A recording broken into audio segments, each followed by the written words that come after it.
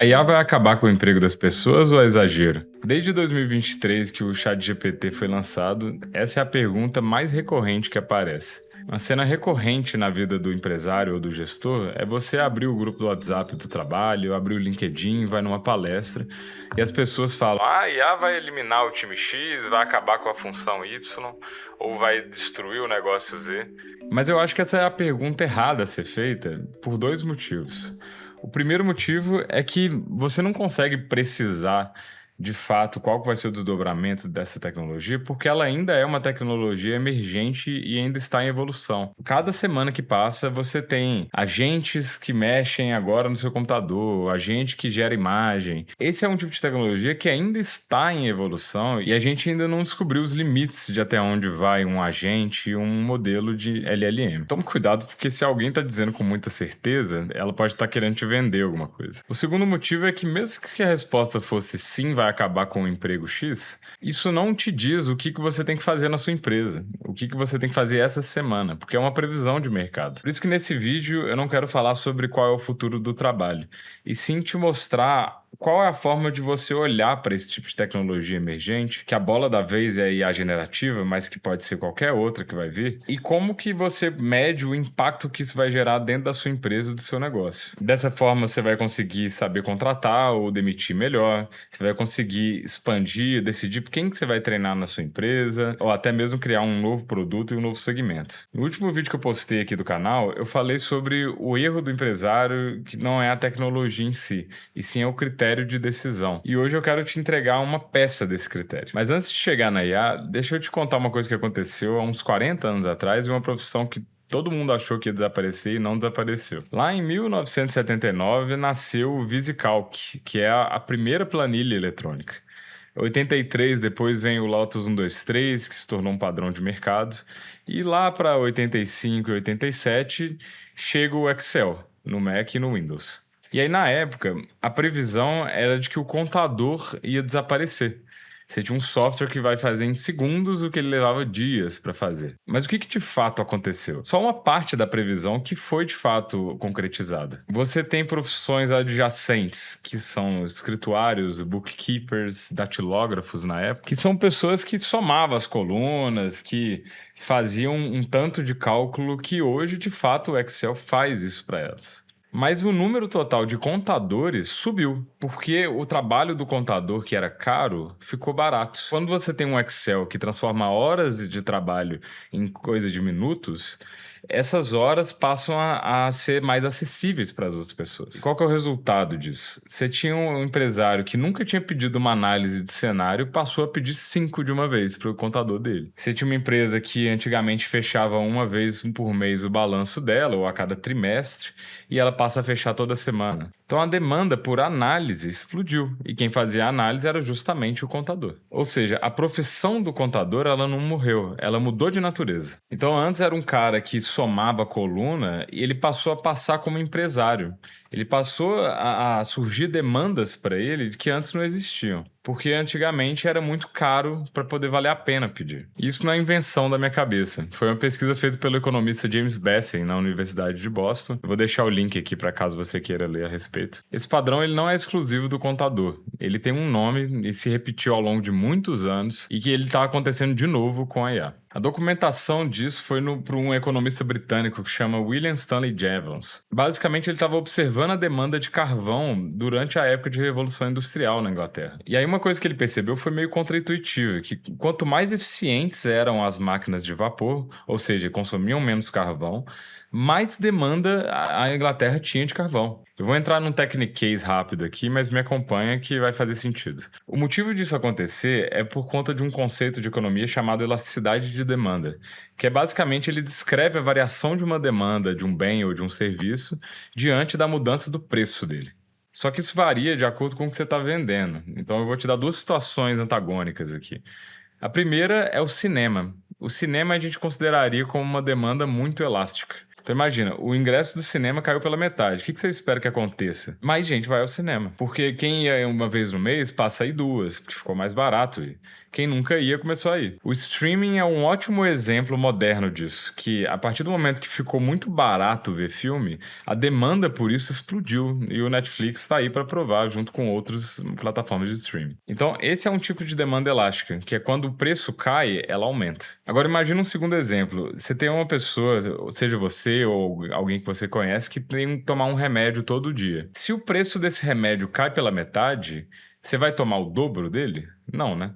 Ou seja, você vai continuar com a mesma quantidade de remédio que você toma, mas você vai economizar mais. Ou seja, a demanda aqui ela é pouco elástica. Por mais que o preço caia, você não tem tanta variação na compra. Talvez você compre para estocar um pouco, mas ainda assim não é um efeito tão alarmante. Qual que é a regra geral? É quando alguma coisa fica mais barata e ela passa a ficar mais acessível para as pessoas.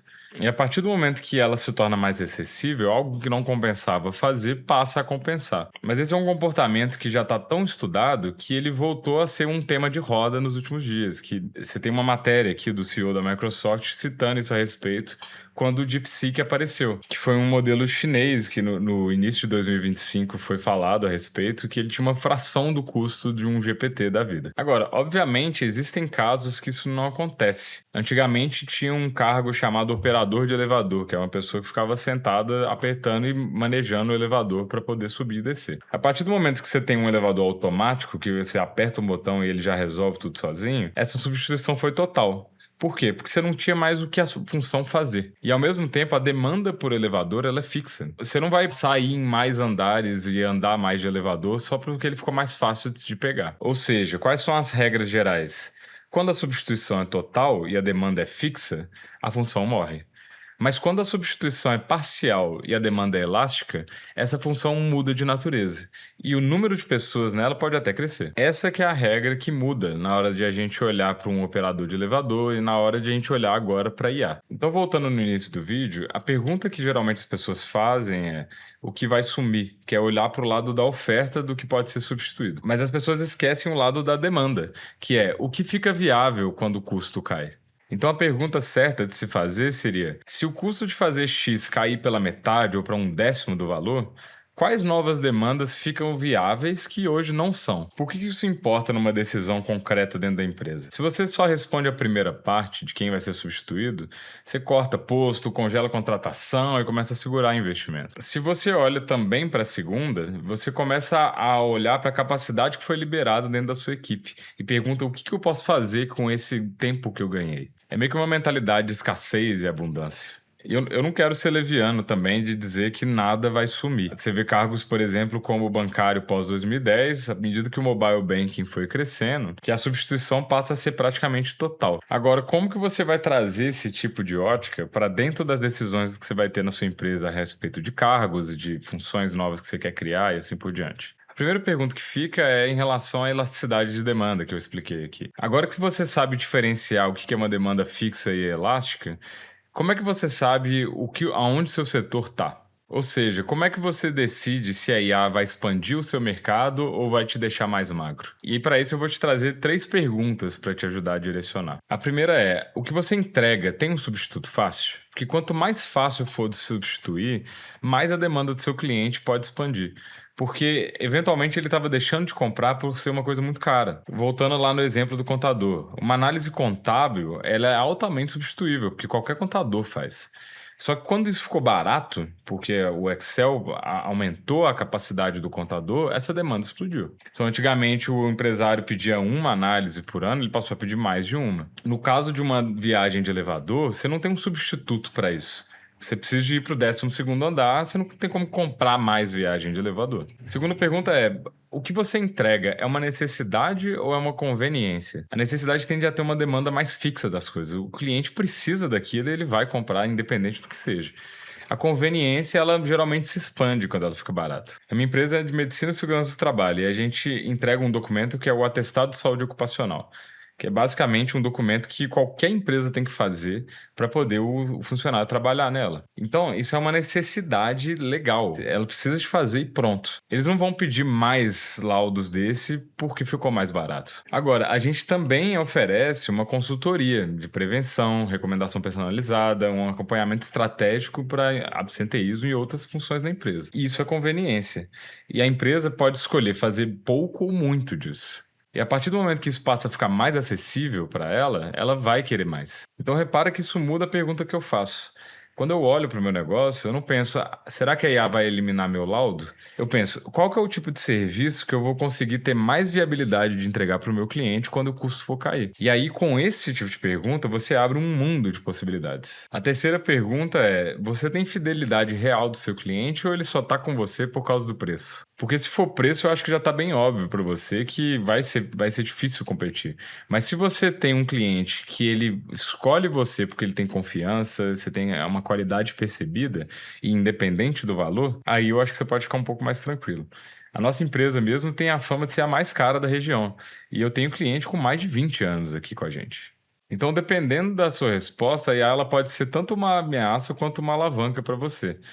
Porque se a sua relação com o cliente é só transacional, você tem um preço apertado, você não tem uma confiança e uma relação construída com ele, o concorrente que usar IA primeiro vai cortar o custo e vai te tirar do mapa. Agora, se você entrega valor apesar do preço, a sua fidelidade pode ficar ainda mais forte, porque você vai ter um leque maior de serviços que você pode prover para o seu cliente. Então, pensando numa aplicação concreta na minha empresa, vou te dar 2 pontos. O primeiro ponto é um trabalho braçal que fica acumulado.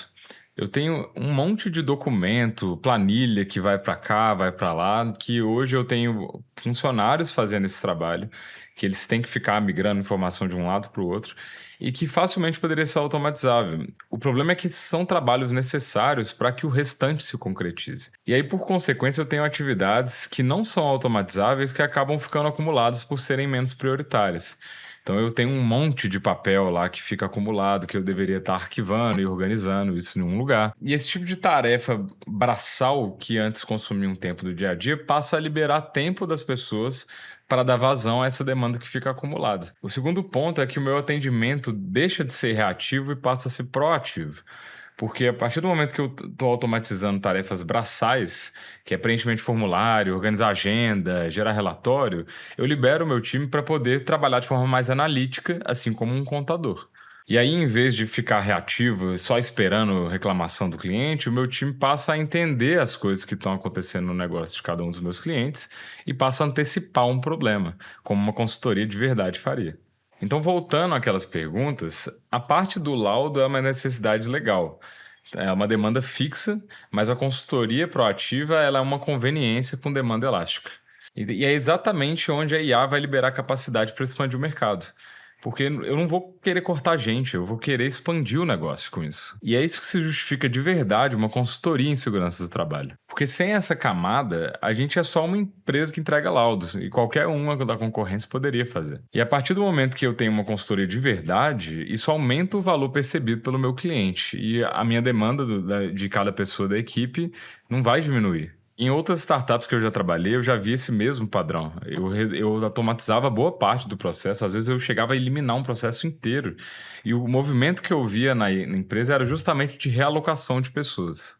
Só um parênteses aqui, eu sei que a gente vê muita notícia de layoff e de grandes empresas demitindo um monte de funcionário, mas geralmente, isso é uma opinião minha, é um erro de gestão, porque as contratações já foram infladas antes, elas não foram bem pensadas, e agora o que eles estão fazendo é cortando essa gordura. Ao ponto que às vezes eles cortam esse tanto de funcionários, mas acabam contratando vários outros para a demanda correta do que eles precisam. E aqui no Brasil ainda tem uma camada a mais, que eu cheguei a comentar um pouco no vídeo passado, sobre essa pesquisa aqui que mostra que só 10% das pequenas empresas do Brasil já adotaram IA até 2024, e nas médias só 29%.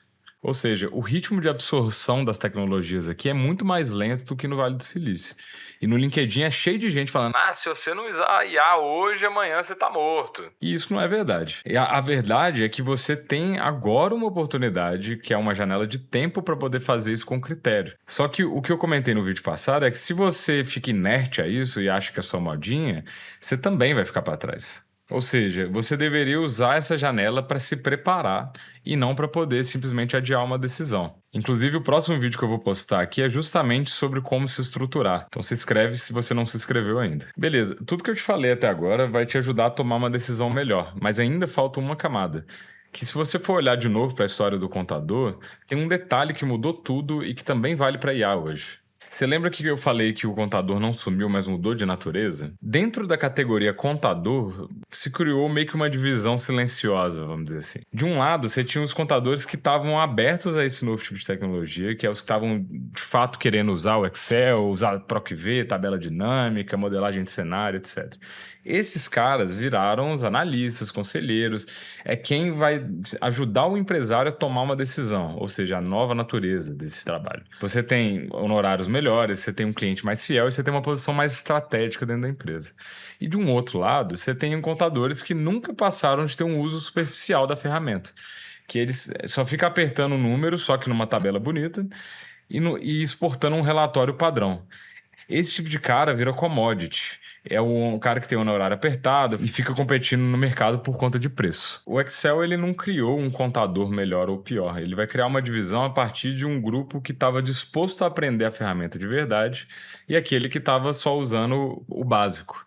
Tem um podcast que eu gosto bastante que fala um pouco a respeito disso, também vou deixar aqui na descrição. E nesse podcast ele fala sobre você criar uma ontologia da ferramenta, que é basicamente você aprender, no caso do Excel, você aprender a usar ferramentas, usar automações, usar o PROC-V de uma maneira de fato efetiva, que é basicamente você explorar a ferramenta e entender até onde ela vai, até onde ela consegue te ajudar. E aí qual que é a diferença desse cara que explorou de verdade para o que usa só o básico? O cara que explorou olhou para aquela segunda parte da pergunta que a gente falou no vídeo, que é justamente o que essa nova tecnologia desbloqueia de novos valores para o meu cliente. O cara que fez só o básico, ele olhou para a parte substituível da oferta, que é como essa ferramenta pode agilizar o que eu já faço hoje. Então, no caso, você deixa de usar a ferramenta só como um atalho e passa a querer aprender de verdade.